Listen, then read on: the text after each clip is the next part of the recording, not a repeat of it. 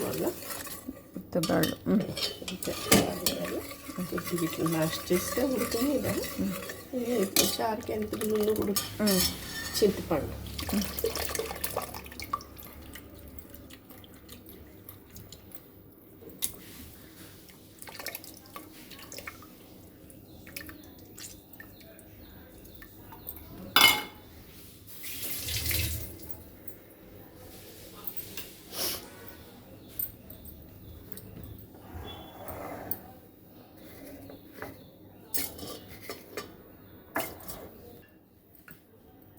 చారుపొడి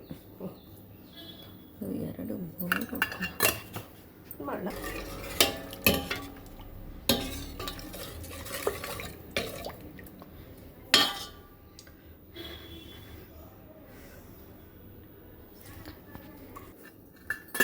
మళ్ళా అది వేసేస్తుంది ఇప్పుడే సూపర్ ఉప్పు చింతపండు చారుపొడి పసుపు వేసే పర్లేదా